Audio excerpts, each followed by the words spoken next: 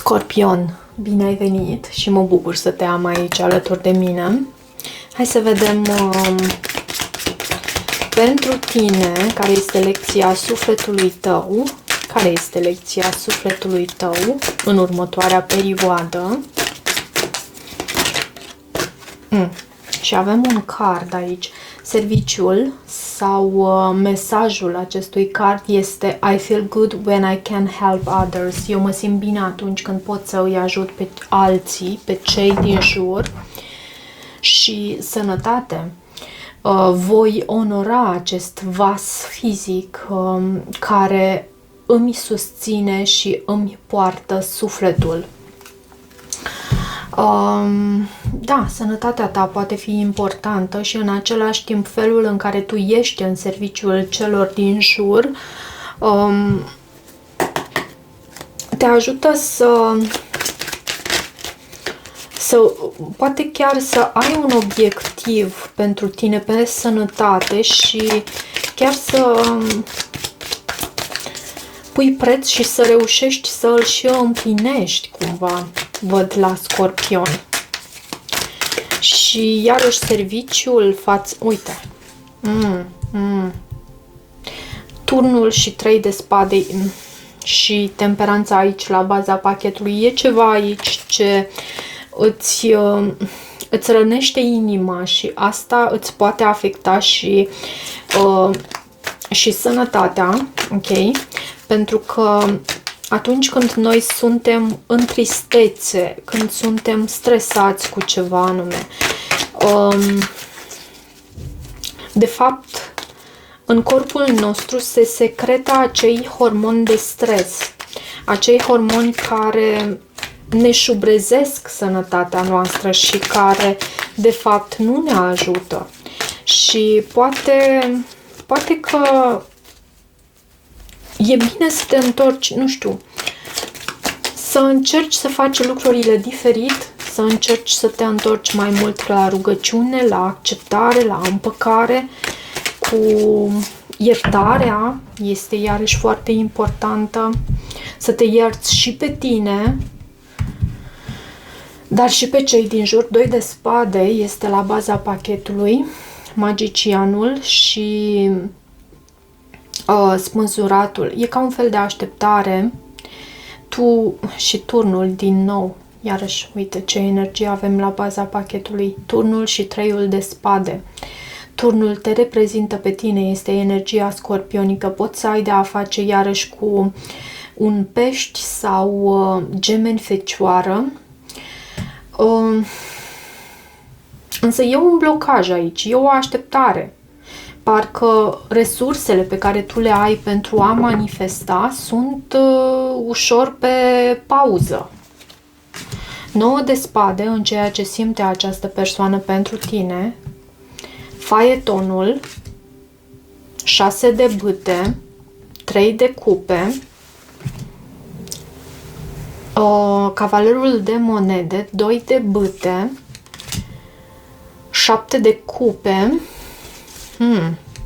și regele de spade. Știi ce îmi dă mie aici sentimentul, această etalare? Îmi dă sentimentul că nici la bală, nici la spital. Cumva nu se ia o anumită decizie hotărâtoare. Și nu cred că este din partea ta, cât din partea acestui om. Tu ești pe așteptare, dar nu știu cât vei fi și tu în această postură de așteptare. 9 de spade în sentimentele acestei persoane arată faptul că această persoană poate chiar să se trezească în toiul nopții gândindu-se la tine. Această persoană poate să aibă anumite vise. E un stres profund aici, pentru că 9 de spade este cea mai grea carte din tarot. Și nu e vorba nici măcar 3 de spade, da? 3 de spade vorbește despre o rană sufletească, însă Nici măcar treiul de spade nu este atât de greoi pe cât este acest 9 de spade. În sentimentele sale, această persoană și nu renunță, se luptă cu sine cumva.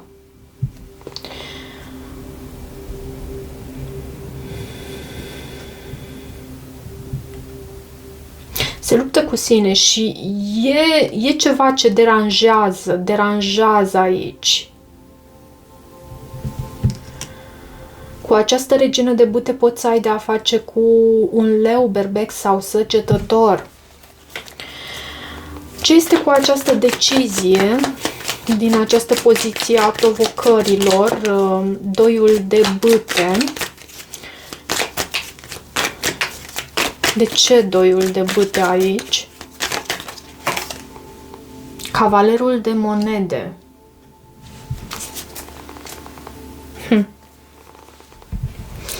Da, nu ia o anumită decizie. Cred că decizia aceasta întârzie și acest lucru îngreunează conexiunea.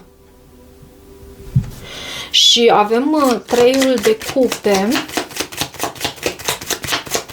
În felul în care vine această persoană, unde sentimentul că își arată, de fapt, nu că vrea, ci că arată că își dorește întâlnire, întrunire, împăcare, celebrare.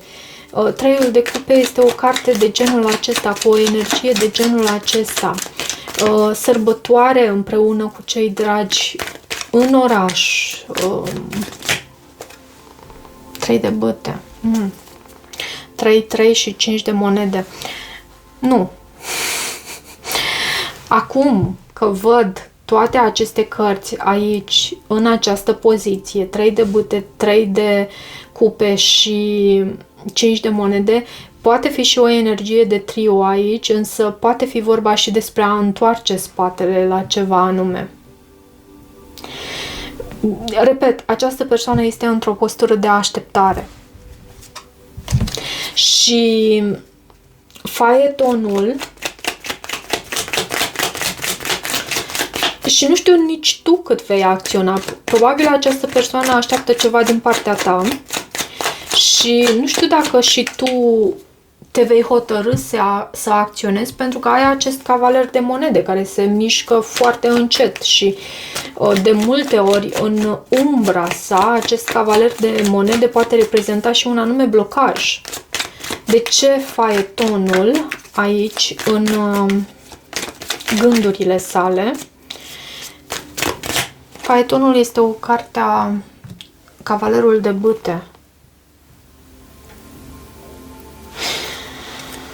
Faetonul este, voiam să spun că este o carte a mișcării, este o carte care poate să reprezinte mașina sau automobilul, autovehicolul în tarot. E mijlocul acela prin care noi ne mișcăm, ne deplasăm. Însă avem cavalerul de bâte și pajul de spade.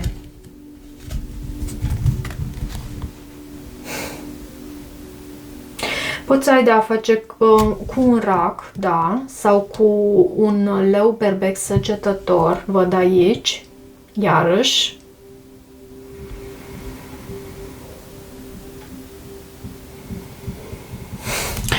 Să știi că îmi dă sentimentul că această persoană s-a pus în mașină și a plecat pur și simplu. A hotărât să lase totul în urmă, dar să știi că în același timp te și urmărește cu acest cavaler, nu cavaler, paj de spade.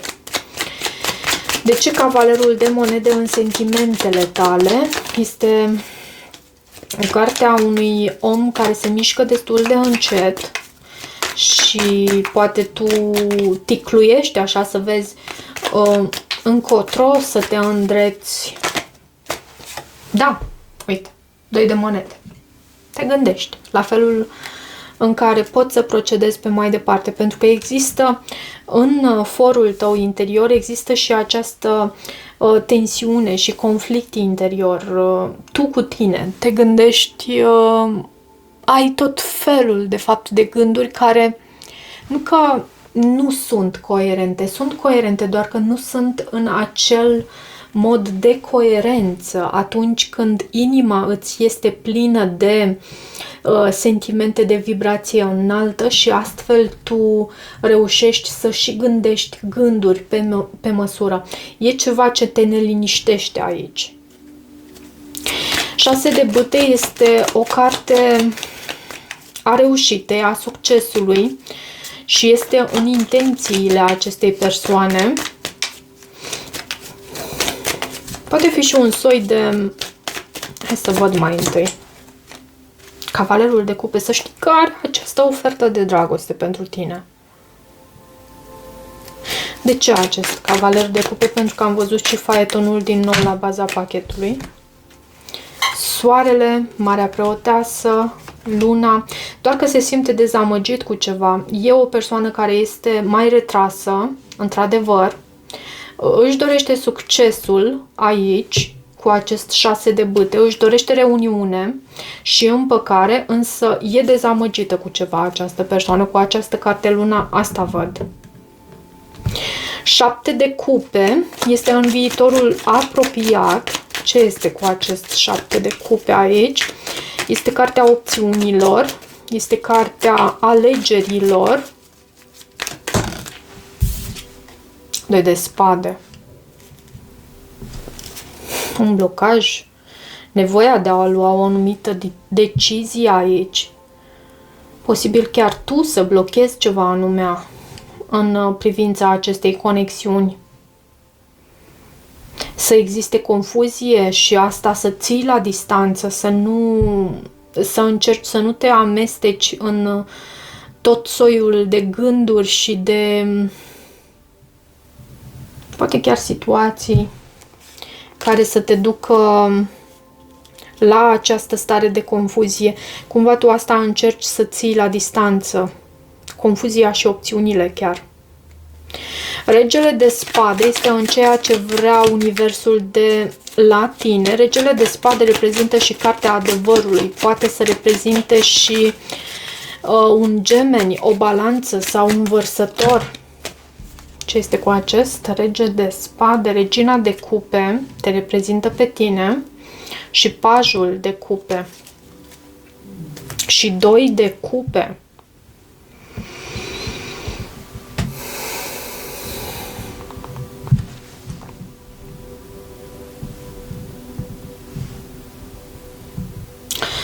Regele acesta de spade e o persoană care este foarte mult în mintea sa, în spațiul minții sale și mai puțin sau chiar deloc în spațiul inimii. E o persoană care gândește foarte logic, foarte tranșant și foarte la obiect cumva. Vede lucrurile chiar așa cum sunt. Nu se amăgește. Și în același timp, acest rege de spade nu poți să îl păcălești nicicum. Dacă ai de a face cu un semn de aer și te văd pe tine aici în această energie a reginei de cupe și pajul de cupe, pentru acest parteneriat e cazul cumva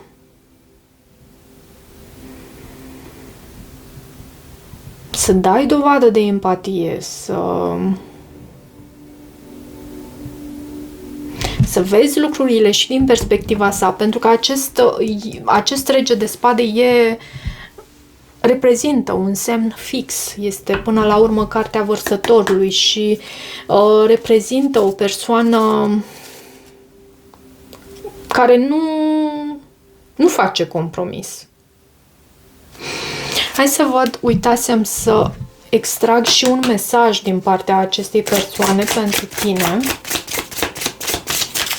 Ce mesaj avem din partea acestei persoane pentru tine?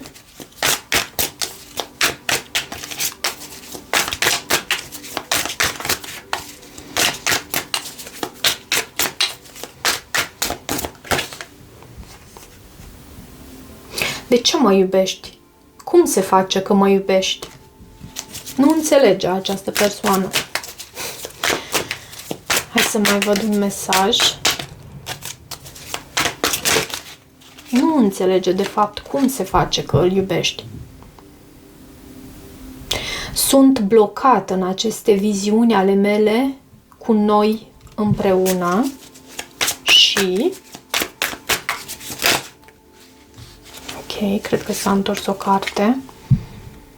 Nu pot să mă opresc din a mă gândi la tine, iar la baza pachetului avem aici: de ce mă simt atât de pierdută? Această persoană cu acest rege de spade e foarte mult în spațiul minții și mult mai puțin sau chiar deloc, așa cum am spus, în spațiul inimii. Și noi e necesar, indiferent de semnul zodiacal, e necesar să ne lăsăm conduși de conștiința noastră, de sufletul nostru, de inima noastră și să ne luăm și creierașul la plimbare. Hai să văd din oracolul creatorilor sacri.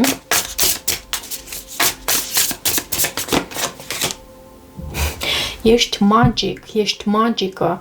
Numărul 1, de fapt cifra 1, și reprezintă magicianul între arcanele majore. Și foarte interesant e că avem din nou acest cuvânt magic. Magia se întâmplă atunci când tu o aștepți cel mai mult. Numărul 44, iarăși, poate fi important pentru tine. Care este adevărul sufletului tău? Am avut sentimentul că s-a întors o carte, dar mai aștept. Hai să văd.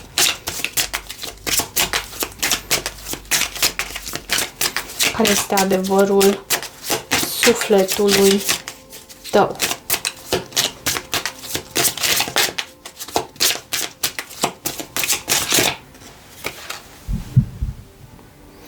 Îmi cer eu scuze sau îmi cer eu iertare pentru adevărul meu? Ce parte din tine își cere iertare pentru adevărul tău? De ce? Astăzi fii mândru de adevărul tău. Surprinde-te atunci când îți dorești să îți ceri iertare sau să anulezi părți din tine. Nu știi viața cui tu poți să o schimbi atunci când tu ești suficient de curajos ca să vorbești. Fii farul care strălucește pentru curajul care trăiește în toți cei din jur. Asta va da permisiunea celor din jur să vorbească și să își exprime propriul adevăr. Există spațiul pentru fiecare din noi. Curajul este contagios. Este mantra acestui card. Și încă un mesaj în planul financiar și carieră pentru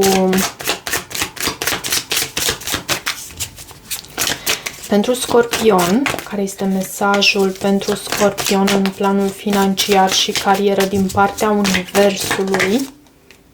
Regele de cupe te reprezintă pe tine și 2 de cupe. Poate fi vorba și despre un parteneriat aici, un nou început în acest parteneriat, ceva de foarte mare preț, însă cineva posibil să nu fie atât de deschis. De ce regele de cupe în planul financiar și carieră? Regele de cupe reprezintă și o persoană foarte empatică, o persoană care știe să se pună în pielea celuilalt și să înțeleagă în profunzime de ce acționează astfel. De ce? Regele de cupe. Magicianul. Poți să ai de a face cu un Gemen, Fecioară iarăși, sau Săgetător. Chiar la muncă.